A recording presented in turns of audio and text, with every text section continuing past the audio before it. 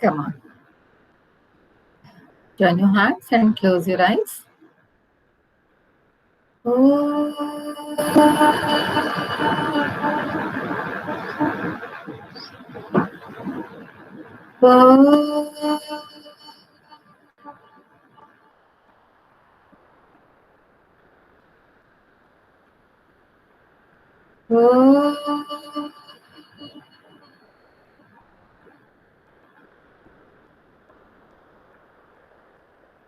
Sai Ram. Okay, अब मुझे ये बताओ, साईराम मैम। सभी के पास बुक्स हैं, किताबें सभी के पास हैं? Yes ma'am. Yes ma'am. Yes ma'am. नहीं हो तो बता देना, फिर मैं पीडीएफ नहीं होगा ना? नहीं बेटा मैम मेरे पास बुक नहीं है, मैंने पीडीएफ डाउनलोड कर रखा है। वेरी गुड वेरी गुड, ये तो अच्छी बात है, पीडीएफ मैम मेरे पास डाउनलोड भी नहीं है, करनी। मैंने भी पीडीएफ डाउनलोड किया है। गुड बेटा, है ना। अगर हम सबको ये सब कुछ करना आ गया है एक साल में, तो अगर फिर भी दिक्कत होगी तो मैं पीडीएफ सेंड कर दूंगी, आप बता देना, ठीक है, अगर ऐसा कभी लगता है आपको तो। चलिए, हमारी पहली कविता है ध्वनि, ठीक है। अब कविता पे थोड़ा देर में चलते हैं, पहले आपसे थोड़ी सी बात हो जाए। ध्वनि कविता के बारे में ही है, लेकिन उसको मैं छोड़ती हूँ। चलिए, आप जानते हो कि अपने भारत में कई सारे मौसम होते हैं, ऋतु होती हैं, ऋतुएं, ठीक है। उसमें सबसे सुंदर ऋतु कौन सी मानी जाती है? वसंत ऋतु। वसंत। वसंत। अब ये बताइए, वसंत ऋतु को ही ऋतुओं का राजा क्यों कहा जाता है? क्योंकि इस समय नए फूल उगते हैं और फूलों में फल आते हैं। नहीं, वो फूल फल होते नई हैं। पत्तियां आती हैं इस समय। नई पत्तियां आती हैं और मौसम भी सुहाना रहता है। मौसम सुहावना उस टाइम बहुत ग्रीनरी होती है। नए नए फूल आते हैं। हाँ, चारों तरफ हरियाली होती है, हरा भरा रहता है। देखो सब जगह हरा भरा रहता है। इससे क्या फर्क पड़ता है? मैम, हमारे वातावरण में ऑक्सीजन की मात्रा बढ़ती है और कार्बन डाइऑक्साइड की मात्रा घटती है। ओके ओके रुद्र, चलो जानवल बोलो आप। जानवल, हाँ बोलो, क्या बोल रहे थे आप? मैम, वातावरण अच्छा होता है। अच्छा हो जाता है। मैम, वसंत ऋतु में पृथ्वी अपना श्रृंगार भी करती है। अच्छा, कैसे श्रृंगार करती है, अब यही मैम, बताओ। क्योंकि मैम उसमें है ना, नए नए फूल आते हैं जो कि उसे ढक लेते हैं, जिससे कि वो अच्छी लगती है, सुंदर दिखती है। लगती है। कभी देखा है आपने वसंत ऋतु में पृथ्वी को, धरती का यस अवलोकन मैम। किया आपने? पक्का है ना, पढ़कर नहीं, मैं मैम, तो पलाश के पौधे, मैम हमने देखा है, मैम पलाश के जंगल को देखा है, पलाश के जंगल देखा है। जंगलों को देखा, ओके। और किसी को कुछ अद्भुत लगा इसमें, रुद्र के अलावा? इस मौसम में, जिसको आप स्प्रिंग सीजन बोलते हो, इसमें कभी कुछ अद्भुत सा महसूस हुआ आपको? कोई अच्छी फीलिंग आई हो या कुछ भी ऐसा फील किया हो आपने? Yes ma'am. पेड़ एक तरह से हमारा स्वागत करते हैं पत्तियां गिराकर। जो चीजें हाँ ऋतु, ऋतु मैम, बोलो। जो चीजें हम दूसरे मौसमों में नहीं देख पाते, वो सब इस मौसम में देख सकते हैं। तो जो इस मौसम में देखते हैं वो दूसरे मौसम में नहीं देख पाते। मैम, इन सारे मौसम में कभी क्योंकि गर्मी इस होती है, समय कभी ठंड होती है, कभी बारिश होती है, इसमें सब बराबर होता है। बिल्कुल। अच्छा, ठंडा ठंडा मौसम सा रहता है और हवा भी अच्छी रहती है। पिकनिक के लिए सही मौसम है। सही मौसम है, ओके ठीक है। मतलब सर्दियों में पिकनिक नहीं जाना। हाँ परम, मैम, इस मौसम में धूप अच्छी निकलती है, थोड़ी नहीं, थोड़ी बारिश भी होती है। हाँ वेरी गुड। रुद्र, अभी 1 मिनट परम से बात कर लूं मैं, है ना? हाँ परम बोलो। वसंत में पेड़ अपने पत्तों को गिराकर हमारा स्वागत भी करते हैं। बसंत में पेड़ के पत्ते नहीं गिरते, पत्तियां आती हैं। मैम, नहीं उगती है। नहीं नहीं आती हैं। आवाज नहीं आ रही मैम, पत्ती तो मैम पतझड़ में गिरती है। ऑटम सीजन जो आता है, जिसको पतझड़ का सीजन भी बोला जाता है, उसमें इसमें झड़ती जो है। है उसमें झड़ जाती है, ठीक है। तो हम देखते हैं कि जो वसंत ऋतु है, स्प्रिंग सीजन है, इसमें हर जगह हरियाली ही हरियाली दिखाई देती है। हर एक पेड़ पर नई नई पत्तियां आना शुरू हो जाती हैं, नई कोपलें फूट जाती हैं, कलियां खिलती हैं, जिससे कि वातावरण अत्यंत सुंदर बन जाता है, लुभावना बन जाता है, मैम मनमोहक बन जैसे हम जाता लोग अपना अपने आप को मेकअप करके सुंदर करते हैं, वैसे वो है। अपनी बिल्कुल पत्तियां जला सही, के नहीं लाके। बिल्कुल सही। जैसे आप पार्टी में जाते हो ना, तो अपने आप को 4 बार आईने में देखते हो कि मैं कैसा लग रहा हूँ या कैसी लग रही हूँ, है ना? हर ड्रेस पहनकर उतार कर देखते हो, जो सबसे ज्यादा सुंदर आपको लगती है ना अपने ऊपर, आप उसी को पहनते हो। तो अपना श्रृंगार उसके अकॉर्डिंग करते हो। श्रृंगार का मतलब ये नहीं है कि चेहरे पे बहुत सारा कुछ पोत लिया।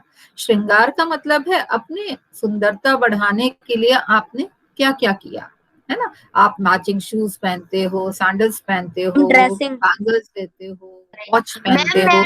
ना कल नर्सरी गया था, मैंने वहां पे ऐसे कैक्टस देखे थे जिनमें फल आ रहे थे, वो भी अलग अलग कलर के, जैसे ग्रीन ब्लू रेड ऐसे। कैक्टस के फ्रूट्स को भी खाया जाता है, कैक्टस के फ्रूट्स को भी खाया जाता है, और बहुत मैम टेस्टी मैंने फ्रूट्स होते देखे हैं। हैं। हाँ। अच्छा, अब ये बताओ कि वसंत ऋतु को आपने बहुत अच्छे से देखा है, क्या वसंत ऋतु का हमारे स्वास्थ्य पर असर पड़ता है? Yes ma'am. कैसे यस पड़ता मैम। हम मैम जो हाँ भी और कार्बन नहीं भी। डाइऑक्साइड मैम उस इस समय समय पे। मैम बहुत सारी तितलियां तितलियां निकलती हैं, वो झींगर नहीं, झींगर नहीं, भौरे है ना, चर चर चर करती हैं, और प्रकृति खुद का श्रृंगार करती है। है? उससे क्या होता है, उसकी आपकी उससे आपकी हेल्थ का क्या लेना देना है? कार्बन ये डाइऑक्साइड जो है वो खिलती रहती है। लीव्स। मैम कार्बन डाइऑक्साइड की मात्रा कम होती है और ऑक्सीजन की मात्रा बढ़ती है। अच्छा, पक्का? मैम आसपास का एनवायरनमेंट अच्छा रहेगा तो हम हमें भी अच्छा महसूस होगा। हम मैम पर हर आसपास की एनवायरनमेंट चीजें में ही साफ मैम रखते हैं, कार्बन वैसे ही और ये वो भी सब होता साफ है, होता है। ऑक्सीजन। ओके, हाँ, हम खुशी का अनुभव करते हैं। मैम आप जितने फ्रेशनेस भी रहती है। हाँ, हम जब भी सुंदर चीजों को देखते हैं ना, तो हमारा मन खुद ही खुश हो जाता है। आपको अगर डेजर्ट में छोड़ दिया जाए ना, रेगिस्तान में, जहाँ कोई फूल पत्ती पौधे पेड़ ना हो, पानी मैम भी ना बिल्कुल हो, अच्छा नहीं लगेगा। चिल्लाती धूप हो, तेज धूप हो, तो आपको लगेगा, चाहे आपको सारे टॉयज के साथ, आपके सारे फ्रेंड्स के साथ छोड़ दिया जाए, आपको फिर भी वहां रहना पसंद नहीं आएगा। अगर अपने ये आसपास की चीजें साफ रखती हैं, वैसे ही वो अपना रूप जब नया तारीख का करते हैं, तब हमको और अच्छा लगता है। मतलब हमेशा प्रकृति हमें एक जीने के लिए, हमें आगे बढ़ने के लिए प्रेरित नया करती रूप रहती है। हाँ। अच्छा, अब एक चीज है जो हमको वसंत ऋतु से सीखना चाहिए, क्या सीखना चाहिए हमें? हमें अब बदलते हमें रहना चाहिए। आगे बढ़ना चाहिए, हमें बदलते रहना, नई नई चीजें हमें खुद आना में चाहिए। बदलाव लाना चाहिए। बदलते रहना चाहिए। चलो मैं एक बार जरा सभी से पूछ लूं यहाँ जितने आए हैं, क्योंकि सब नहीं बोल रहे हैं, अनमोल ने बोल लिया, ओके। अदीप, चलो बोलो, क्या सीखते हैं हम वसंत ऋतु से? हम कि हमेशा दुख के बाद सुख का ही आना होता है, जैसे कि हम जब पुरानी पत्तियां गिरती हैं तो नई है को ही आना पड़ता है। Akshara, yes ma'am. बोलिए। प्रश्न नहीं सुना। अनिल,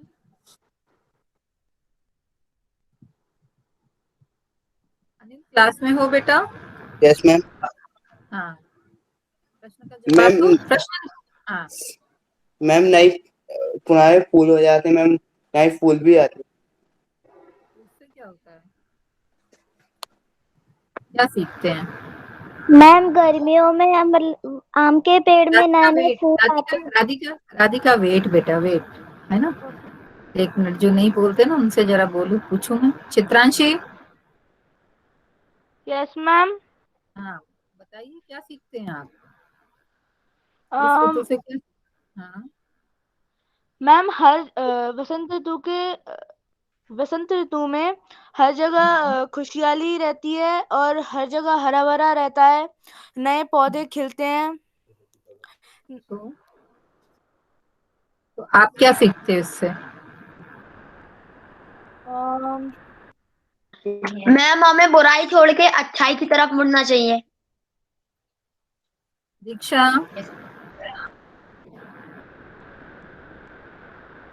दीक्षा कहाँ है? दीक्षा ओपन करो बेटा, अनम्यूट करो। हाँ दीक्षा नहीं दिख रही इसमें। दीक्षा क्लास में हो? No response. Harsh? Yes ma'am. हाँ बताइए। Yes ma'am. Ma'am network problem की वजह से आपकी आवाज बीच बीच में सुनाई नहीं आ पा रही। Ma'am yes ma'am. बस सबको नहीं समझ में आ रही कि कुछ एक जगह पे नहीं समझ में आ रही है? मैम जैसे ही कोई बोलता है तो मैम मैम आपकी आपकी आवाज स्लो आवाज हो बीच जाती बीच है। में बंद होके चालू हो रही है। में बंद स्लो हो हो रही जाती है। है मैम। बीच बीच में बंद हो जा रही है। नेटवर्क तो प्रॉब्लम नहीं है। यस मैम, आपकी मैम अभी आवाज भी कम कुछ हो गई। सुनाई नहीं दे रहा। अभी सुनाई दे रहा है क्या? Yes ma'am. यस मैम अब सुनाई दे रहा है। Yes ma'am. Ma'am can I speak? हाँ बोलो बेटा। हर्ष बोलिए। मैम बसंत पंचमी में मैम बसंत ऋतु में मैम बसंत पंचमी मनाई भी जाती है, जिसमें सरस्वती जी की पूजा की जाती है ताकि हमें विद्या मिले, ताकि हम आगे अच्छे से चलते रहें। मतलब भगवान की पूजा करके हम विद्या पा सकते हैं? नो मैम, पर से खुद से नहीं पढ़ेंगे तब तक विद्या नहीं पा पाएंगे। गुड। मैम पर हिमांशु? वो सेलिब्रेट तो ऐसे ही किया जाता है मैम, हाँ बोलते लोग हैं सेलिब्रेशन ऐसे ही। किया जाता है, सेलिब्रेशन किया जाता है। ये सब चीजें ना जो भारतीय संस्कृति में होती है बेटा, ये हमारे लिए एक, मैंने कहा जैसे प्रेरणा स्रोत है। आपको ना पीछे से जब कोई पुश करता है तो आप उस काम को करने के लिए तैयार हो जाते हैं। कई बार जरूरी नहीं होता है कि हमारा मन करे, पर जब हमें कोई कहता है तो हमको अपनी इम्पोर्टेंस फील होती है और हम उस काम को करने में अपनी रुचि दिखाते हैं। तो जब हम ऐसे इस प्रकार के फंक्शंस या पूजा में बैठते हैं तो हमारा मन उस तरफ काम करने के लिए अग्रसर हो जाता है। ठीक है, इनके ये सारे जो चीजें हैं ना, ये सिंबॉलिक होते हैं, सांकेतिक अर्थ रखते हैं। हिमांशु कुछ बोलेंगे बेटा? आप क्या सीखते हैं? Yes ma'am. मैम वो मैम आई एम ऑडिबल? हाँ यस बेटा। मैम वसंत ऋतु हमें अपने आप में परिवर्तित होना सिखाती है।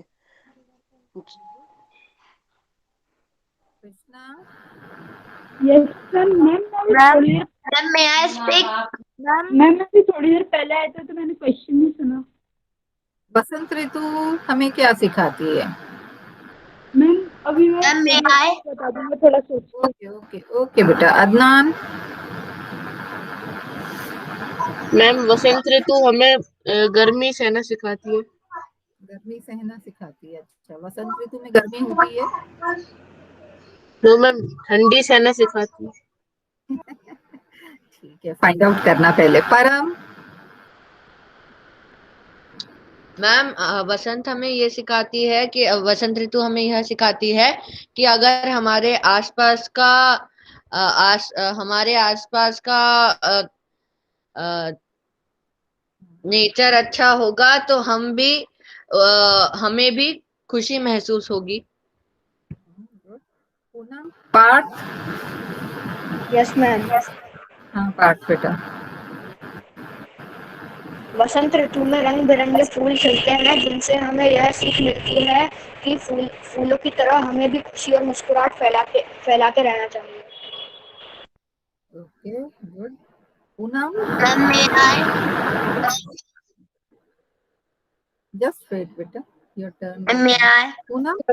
हाँ yes Poonam? Ma'am. Poonam? Ma'am बसंत ऋतु हमें ये सिखाती है कि हमें अपने आसपास के वातावरण को स्वच्छ रखना चाहिए ताकि हम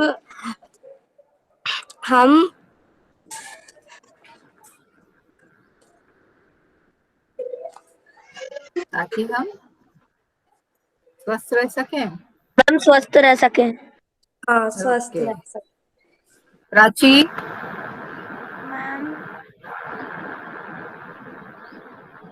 सोचा मैं नहीं है। बोलूं? Ma'am may I? Wait Rudra wait. Pranav?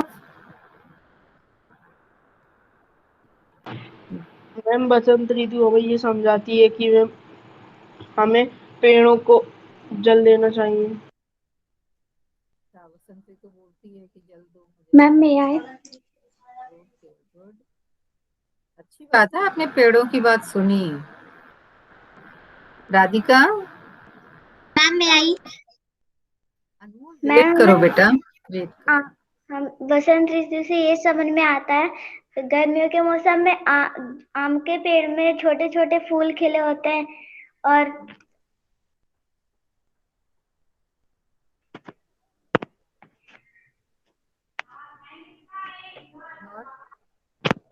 और राघव तिवारी,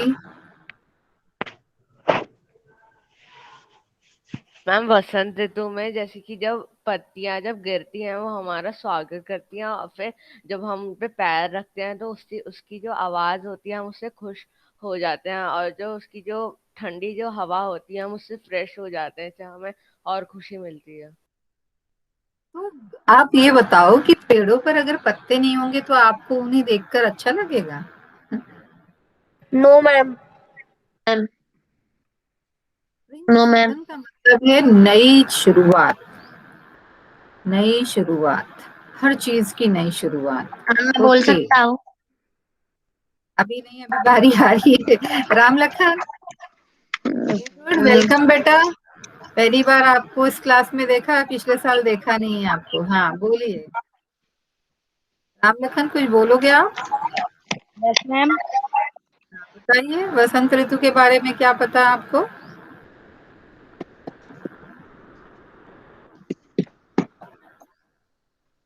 चलिए रेणुका।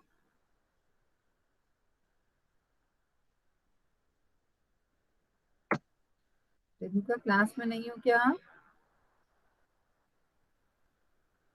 कोई रिस्पॉन्स नहीं आता ना तो अच्छा नहीं लगता है। हम रेणुका इन क्लास। हाँ ऋषिका, मैम आपकी आवाज अभी कट गई थी। ऋषिका। Yes ma'am. हाँ मैम बेटा। जैसे जैसे कीचड़ में भी कमल उग जाता है, वैसे ही हमें लोगों की नेगेटिव बातों को पीछे छोड़कर अपना जो टारगेट है उसे अचीव करना चाहिए। वेरी गुड, बहुत अच्छा। ऋतु, यस मैम। हाँ वसंत आप कौन ऋतु। सी ऋतु? हाँ बिल्कुल बिल्कुल, गुड, बोलो। मैम वसंत ऋतु हमें ये सिखाती है कि हमें अपने जीवन में बदलाव और नई शुरुआत करना चाहिए। आप कौन सी ऋतु हो? Ma'am spring. अच्छा, गुड। रुद्र, बोलिए, आपकी बारी आ गई है। मैम वसंत ऋतु हमें यह समझाता है कि हमें बुराई को छोड़ के अच्छाई को अपनाना चाहिए। जैसे पतझड़ में पत्ते झड़ते हैं, वो उस पेड़ की बुराई झड़ती है, और जब वो वसंत ऋतु में नए पत्ते आते हैं तो वो उसकी नई अच्छाई होती है। Very good. सानू, यस मैम। हाँ कुछ मैम बोलना और है? मैं ये भी कहूंगा, जैसे अगर हमारे पतझड़ में पेड़ के पत्ते गिरते हैं तो उसके कुछ पाप कर्म होंगे, इसलिए वो गिरते हैं, और उसके कुछ पुण्य कर्म होंगे। No ma'am, no ma'am. ये हमारा पर्सपेक्टिव जिसको बोलते हैं, हमारा दृष्टिकोण है बेटा देखने का, है ना। हम किस नजरिए से देखकर अपने आप को पॉजिटिविटी या सकारात्मक दृष्टिकोण दे सकते हैं, ये हमारी सोच है। सानू, कुछ बोलना है? नो। शुभ्रा,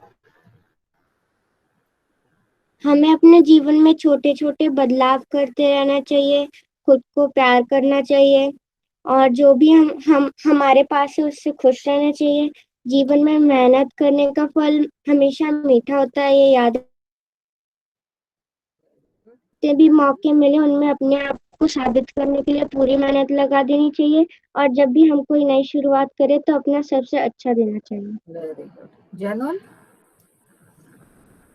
मैम वसंत ऋतु में सर्दी कम हो जाती है और मौसम भी सुहावना हो जाता है।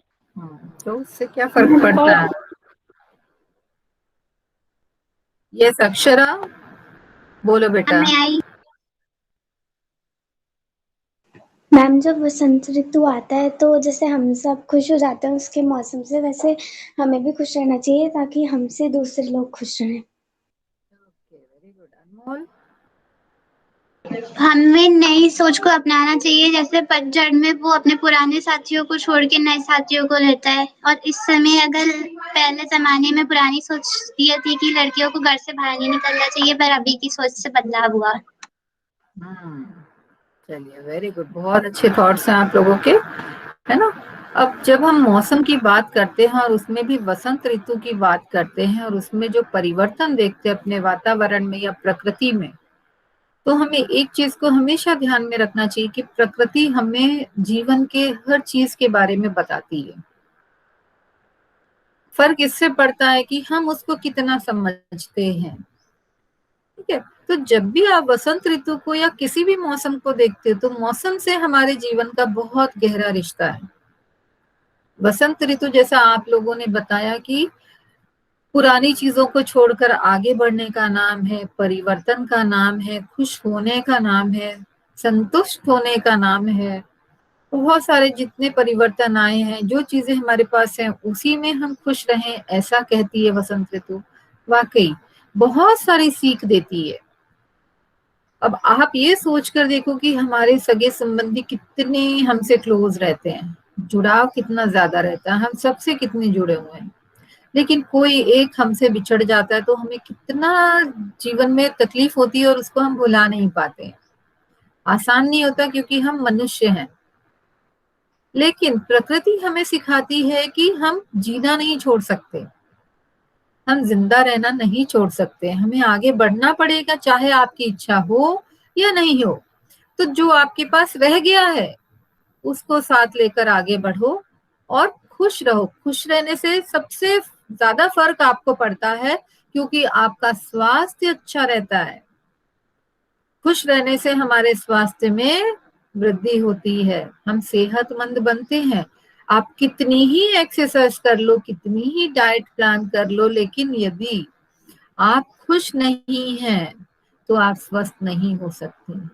तो सबसे पहले अपने जीवन का उद्देश्य बनाइए कि हर हाल में खुश रहें। पहले तो मन वसंत से हमें स्वस्थ यही, होना होगा। बिल्कुल, अगर हमारा मन स्वस्थ होगा तो रूखी सूखी खा के भी खुश रह सकते हैं, स्वस्थ रह सकते हैं। आप घर के बंद कमरे में भी जो हमारे समय की मांग है उसके हिसाब से भी खुश रहना सीख पाएंगे।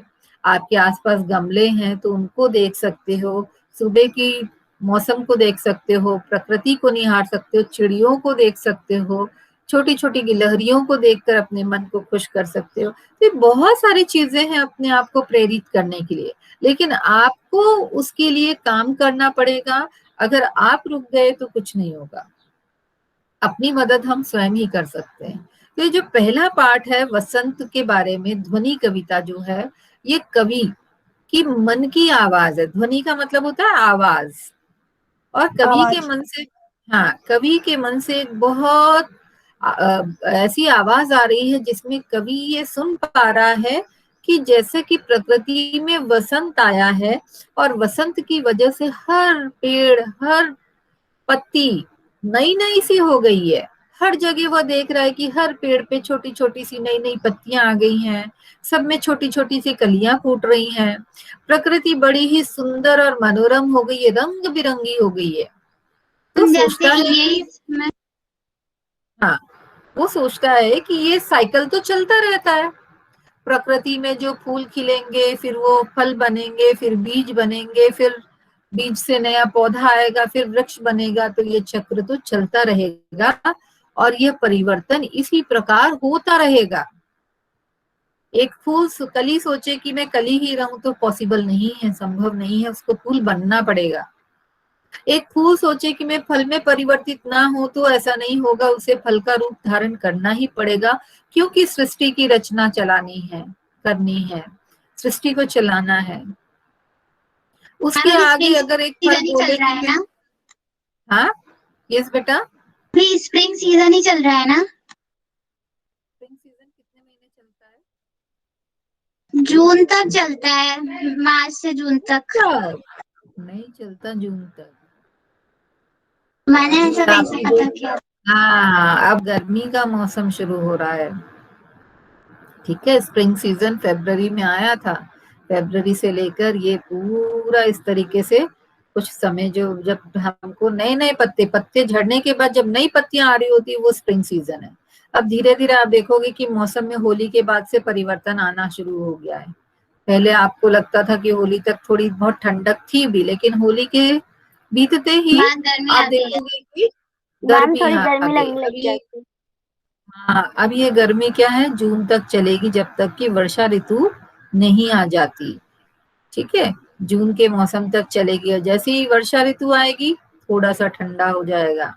ठंडक बढ़ने के बाद फिर वो धीरे धीरे मतलब नॉर्मल हो जाएगा और फिर आप देखोगे सितंबर अक्टूबर में फिर हल्की सी सर्दी आना शुरू हो जाएगी, पत्तियां गिरेंगी, सर्दी आएगी, क्योंकि ये साइकिल ऐसे कंटिन्यू होना है। ठीक है, एक के बाद दूसरे को आना जरूरी है, वरना प्रकृति का जो चक्र है वह भी रुक जाएगा। तो कवि का मानना है कि प्रकृति इतनी सुंदर है और इतनी सारी सीख हमें देती है, तो उनके मन से आवाज आती है जब वो प्रकृति को देखते हैं कि भाई मेरे जीवन में भी तो वसंत तभी आया है। हमारे जीवन में वसंत कब आता है? जब हमें खुशी मिलती है, जब हमारे मन में सपने जागते हैं, जब हम सपने देखना शुरू करते हैं और नई नई विचारधाराओं के हिसाब से अपने जीवन को चेंज करते हैं, परिवर्तित करते हैं, मॉडिफाई करते हैं। तो कवि बोलता है कि प्रकृति में जो वसंत है वो कभी रुकता नहीं है। क्यों नहीं रुकता है? क्योंकि वसंत का रूप बदलता जाता है, यही फूल खिलते हैं और फिर फल में परिवर्तित होते हैं, फल से फिर वो बीज बनते हैं, बीज से पौधा बनता है, तो ये साइकिल जो है ये चलता रहता है। तो सोचता है फिर मैं क्यों सोचूं कि मेरे जीवन का अंत होगा। मेरे जीवन का भी अंत इसलिए नहीं हो सकता क्योंकि मैंने अभी अभी सपने देखना शुरू किया है, और जैसे ही मेरे मन में सपने आए हैं, मेरे अंदर नए विचारों ने अपनी जगह बनाई है, पनपना शुरू हुए हैं, तो अब इन सपनों को क्या करना पड़ेगा? सिर्फ देखकर छोड़ देना पड़ेगा? क्या करना नो मैम, पड़ेगा? साकार भी करना पड़ेगा। साकार करना Very पड़ेगा। good.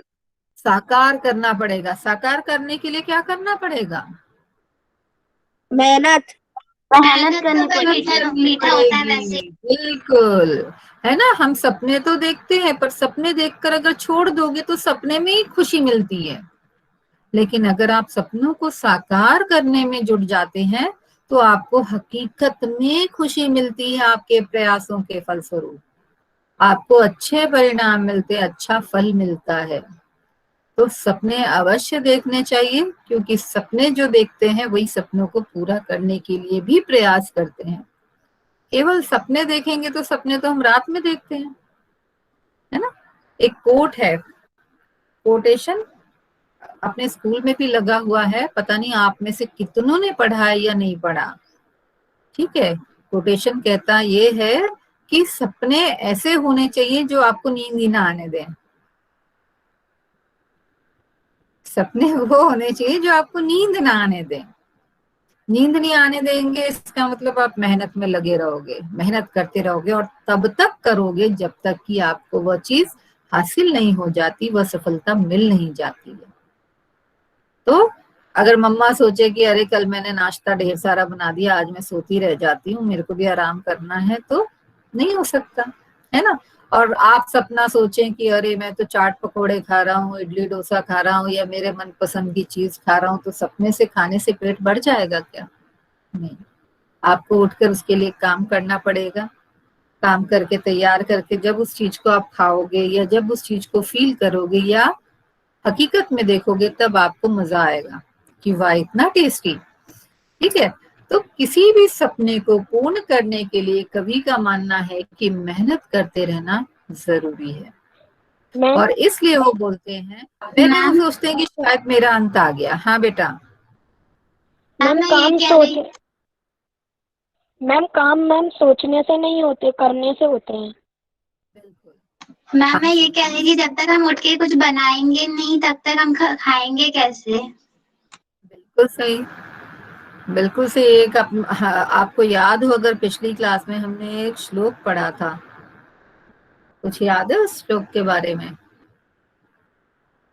उद्यमेन हि सिद्ध्यन्ति कार्याणि न मनोरथे, न हि सुप्तस्य सिंहस्य प्रविशन्ति मुखे मृता।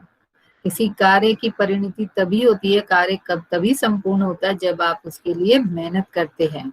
शेर सोचे कि मैं तो बड़ा बलवान हूँ, जंगल का राजा भी हूँ, तो सामने जो हिरण खड़ा है वो मेरे मुंह में आकर मेरा फूड बन जाए, मेरा खाना बन जाए, मेरा भोजन बन जाए, तो नहीं होगा। शेर को अपनी नींद छोड़कर हाँ शिकार करने जाना पड़ेगा, शिकार करके खाना भी पड़ेगा अपने आप। मैम जो मृग है, जो हिरन है, वो उसके मुंह में चलकर नहीं आ जाएगा, हाँ जंगल के राजा जी मुझे नाश्ता बना लो अपना, है ना, ऐसा नहीं हो सकता। मैम थाली में मैम परोसा हुआ खाना नहीं मिलता, हमको खुद परोसना पड़ता है। बिल्कुल, आपको खाना अगर परोस के दे दिया जाए तो आपको ही मेहनत करनी पड़ेगी, अपने मुंह में ग्रास तो ले हमें जाना पसंद पड़ेगा। नहीं आए। हाँ, और फिर उसको चबाने का काम भी आपका ही है। मम्मा ने मुंह में डाल दिया तो मम्मा मुंह नहीं चलाएगी आपके, है ना, आपको ही करना पड़ेगा वो काम। तो अपने आगे रखी थाली का खाना तभी आपके लिए फायदेमंद होगा जब आप उसको तोड़कर या उसका ग्रास अपने मुंह में डालकर उसको चबाओगे और शरीर को दोगे। बहुत अच्छा, ठीक है। तो इसलिए कवि ने जो इस कविता के माध्यम से कहना चाहा है उसको एक बार टाटा क्लासेज से देख लेते हैं, फिर कल हम इसको समझेंगे अलग से, ठीक है। इसका बेस मैंने तैयार कर दिया है, ठीक है। और अब मैं म्यूट कर रही हूँ अपने आप को, अगर ये चल जाती वीडियो तो उसको एक बार देखते बेटा।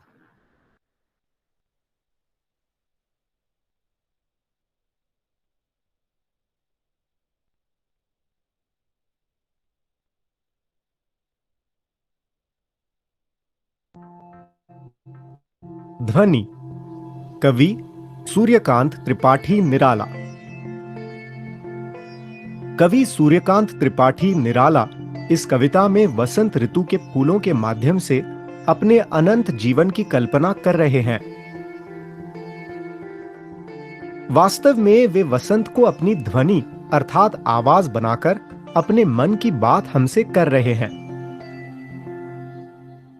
वे स्वयं कभी भी अपने जीवन में निराश अथवा दुखी नहीं होना चाहते हैं। वे चाहते हैं कि उनके जीवन में भी वसंत ऋतु जैसी नवीनता सदा बनी रहे। वसंत ऋतु पूरे वर्ष का सबसे सुंदर और सुहाना मौसम होता है। वसंत ऋतु का आगमन अभी अभी हुआ है। यह तो बस उसकी शुरुआत है, इसलिए उसका अंत इतनी जल्दी नहीं होने वाला है। बिल्कुल वैसे ही कवि के जीवन में भी आशा रूपी कोमल वसंत की शुरुआत हो गई है, इसलिए उन्हें यकीन है कि उनका वसंत भी इतने जल्दी समाप्त नहीं होगा। वसंत आने से पेड़ों की डालियों पर हरे हरे सुंदर नए पत्ते निकल आए हैं, साथ ही कोमल शरीर वाली नई छोटी छोटी कलियां भी आ गई हैं। कवि कहते हैं कि वसंत इन नींद में डूबी कलियों पर अपने सपनों जैसे मुलायम हाथों को फेर कर उन्हें नींद से जगा देगा। ऐसा करने से जब वे जागकर फूलों का रूप धारण करेंगी तो एक नई सुख देने वाली सुबह की शुरुआत होगी। वसंत हर फूल में भरे नींद चाहने वाले आलस्य की चाहत को खींचकर बाहर निकाल देगा। उनमें जोश और उन्माद लाने के लिए हर एक फूल फूल में नए जीवन का अमृत खुशी खुशी भर देगा। जब सारे फूल खिल जाएंगे तो वसंत स्वयं उन्हें इस न खत्म होने वाले संसार के दरवाजे खोलकर उसका मनोहारी दृश्य दिखलाएगा। इस प्रकार शुरू होने वाले इस वसंत के उल्लास का अंत इतनी जल्दी न हो सकेगा। वास्तव में देखा जाए तो वसंत का कभी अंत नहीं होता, बल्कि वसंत तो एक शुरुआत है। वसंत में जो फूल खिलते हैं वही आगे जाकर के फल बनते हैं। वो फल सभी जीव जंतुओं के लिए भोजन के काम आते हैं। फिर उन्हीं फलों से बीज तैयार होते हैं और बीज से एक नई पीढ़ी और नए जीवन की शुरुआत होती है। हर वर्ष वसंत की तरह ही उसका अंत भी अभी नहीं होगा। उन्हें भी अनंत काल तक किसी न किसी रूप में धरती पर याद किया जाएगा।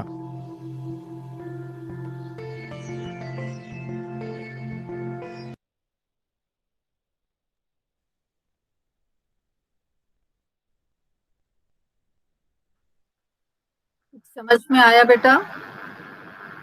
Yes ma'am. है ना, कल किताब की मदद से हम करेंगे तो आपकी Yes, किताबें आपके सामने रहनी चाहिए। ठीक है, तो जैसा कि वसंत है, वसंत हमने प्रकृति में पाया है कि सिर्फ एक सीजन है, एक ऋतु है जो एक सीमित समय के लिए हमारे सामने रहती है। लेकिन कवि इस कविता के माध्यम से ये बताना चाहते हैं कि हमारे पूरे जीवन में वसंत व्याप्त है, वो कभी खत्म नहीं होता। परिस्थितियां बदलती रहती हैं, लेकिन हमारी सोच उसे हर समय वसंत बना सकती है। जब आप निराश होते हो, जब आप उदास होते हो और फिर आप नई इच्छाओं के साथ में आगे बढ़ने का प्रयास करते हो, तो जो निराशा है वो सर्दी का मौसम हो सकता है, जो हताशा है, उदासी है, वो पतझड़ का मौसम हो सकता है। लेकिन जब आप अपनी इच्छा शक्ति को मजबूत बनाकर आगे बढ़ने का प्रयास करते हो, खुश रहते हो, सबसे अच्छे से मिलते हो, सपने देखते हो और उन सपनों को साकार करने के लिए प्रयासरत रहते हो, कोशिश करते रहते हो निरंतर, तो वो जो सकारात्मक सोच है, जो पॉजिटिविटी है, वही आपका वसंत है। मैम ऐसा भी नहीं हो सकता कि हमेशा वसंती समय रहे? हाँ, ऐसा नहीं होता। आप कभी उदास होते हो, कभी निराश होते हो, लेकिन आपके आसपास के लोग आपको खुश करने का प्रयास करते रहते हैं, आपको उस चीज से निकालने की बार बार कोशिश करते हो और थोड़े समय के बाद आप अपने आप उस जगह से बाहर आ जाते हो। अपनी उस निराशा से, अपनी उदासी से जब बाहर आ जाते हो तो आपके लिए वसंत वह हो जाता है। तो हमारे जीवन में ये वसंत किसी एक सीजन की तरह नहीं रहता, लेकिन जीवन में जो परिस्थितियां है वो मौसम के हिसाब से ही बदलती रहती हैं। कभी हमारे जीवन में नकारात्मक सोच भी रहती है और कभी सकारात्मक सोच भी रहती है। कभी हम दुखी भी होते हैं और कभी सुखी भी रहते हैं। कभी हम खुश रहते हैं तो कभी उदास रहते हैं। कभी हम सबके साथ होते हैं तो कभी अकेले होते हैं। तो जब हम खुश रहते हैं, जब हम सुख का अनुभव करते हैं, वह सब वसंत का प्रतीक है। वह सब वसंत का प्रतीक है। आपकी सेहत बहुत अच्छी है, ये वसंत है। आपकी सेहत थोड़ी सी नाजुक हो गई है, परेशान हो रही है आप किसी वजह से, तो ये वसंत के अलावा जो आपके मौसम आप देखते हो प्रकृति में, आप उनका नाम दे सकते हो। इसलिए जब भी कोई बहुत लंबी बीमारी से उठता है ना, तो डॉक्टर्स बोलते हैं कि इनको हिल स्टेशन पे ले जाओ। कभी आपने सुना है? जगह परिवर्तन कर दो इनकी, हिल स्टेशन पे ले जाओ या ऐसी जगह ले जाओ जहाँ पे इनको मैम अच्छा जब किसी लगे। को कोमा वगैरह हो जाता है तो उससे निकलने के बाद। हाँ, जब भी कोई उदास हताश होने लगता है, लंबी बीमारी से उठता है या उसको ठीक करना होता है, तो अक्सर डॉक्टर्स ये सलाह देते हैं कि इनको ऐसी जगह ले जाया जाए, प्रकृति में ले जाया जाए जहाँ पे इनका मन खुश हो जाए। क्योंकि आप फूलों को देखकर बहुत देर तक उदास नहीं रह सकते, आप पक्षियों को चहचहाता हुआ देखकर बहुत देर तक उदास नहीं हो सकते। कोशिश करके देखो, छुट्टियां पड़ेंगी ना तो बढ़िया आराम से अपनी नींद, क्योंकि पूरे दिन छुट्टी पे रहोगे ना तो आराम से सुबह उठ कर आप 10 मिनट बाहर स्पेंड कर लो अपना टाइम, 10 मिनट बाहर बैठ जाओ, आपको देखना वाकई बहुत अच्छा लगेगा। आपको, आप कुछ भी मत करो, बस ऑब्जर्व करो, बस उसको देखो, प्रकृति को, पेड़ को देखो। आप सोचोगे दूसरा सोच रहा है कि क्या देख रहा है, लेकिन आप खुद में ये महसूस करोगे कि पेड़ों के पत्तों का हिलना भी आपको अच्छा लगेगा। चिड़िया का एक डाल से दूसरी डाल पे फुदकना भी अच्छा लगेगा, गिलहरी का आपके पास आकर दौड़ना भी अच्छा लगेगा। तो आप इसमें रस लेने लगोगे, आपको इनमें मजा आने लगेगा। और यही प्रकृति है, यही प्रकृति है। जब हम ऐसा करने लगेंगे तो हम हमेशा ही खुश रहेंगे, हमें कोई चीज रुला नहीं सकेगी। एक दिन मैंने फार्म ट्रिक भी देखी थी, वहाँ पे मैं फार्म पे पूरे दिन पर रही, तो मैंने देखा कितना मजा आता है अलग अलग चीजों को देखने में। हाँ, जब आप इनको पढ़ना सीख जाओगे ना, जैसा आपने 6 में पढ़ा था, नेहरू जी की जो क्या प्रकृति पुस्तक है, कुछ ऐसा था ना, एक पार्ट था discovery of India. Discovery of India नहीं, जो उन्होंने इंदिरा को बताया था। संसार एक पुस्तक है, संसार एक पुस्तक है। Yes ma'am. तो ये रोचक कब होगा संसार, जब आप प्रकृति को पढ़ना सीखोगे। हर एक पक्षी को, हर एक प्लांट को, हर एक फूल को पास जाके करीब से देखोगे। ऐसे इतने सारे इंसिडेंट्स हैं बेटा, आप लोग अगर ध्यान दोगे कि हम लोग हमारे वैज्ञानिकों को कर देखें तो उन्होंने इन सब चीजों पर रिसर्च की हुई है। हम जिस प्रकार से आप एक दूसरे से प्यार से बोलते हो तो दूसरा खुश हो जाता है, प्रकृति से भी अगर आप प्यार से इंटरैक्ट करोगे, प्यार से उनके साथ में बातें करोगे, तो पेड़ आपको रिस्पॉन्ड करना शुरू कर देगा, फूल आपको रिस्पॉन्स देंगे। आपको इसको समझना पड़ेगा। ऐसे बहुत सारे रिसर्च हो चुके हैं, बहुत सारे रिसर्च हो चुके हैं। हम जब कभी मुझे रोना आता है ना, मैं पेड़ों को जाके देखने लगती। बहुत अच्छी बात है, आप अपने तरीके खुद ही बना सकते हो। और प्रकृति में जो ज्यादा समय तक रहते हैं उनको निराशा बहुत समय तक घेर नहीं सकती है। ठीक है, तो नेक्स्ट पीरियड में इसको किताब के साथ में बैठेंगे तो हम पंक्तियों का अर्थ स्पष्टीकरण देखेंगे। ठीक है, और अगर आप भी करके आ सको तो मैं आपसे भी पहले पूछ लूंगी, फिर मैं अपना अर्थ स्पष्ट करूंगी और कुछ एक प्रश्न देखेंगे। ठीक है, ठीक है बेटा, क्लास एंड करते हैं शांति पाठ से।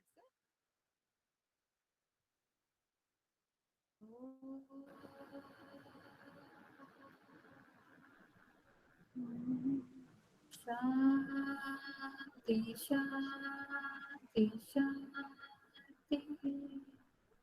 Ma'am thank you ma'am. Madam ma'am ma'am ma'am thank you ma'am.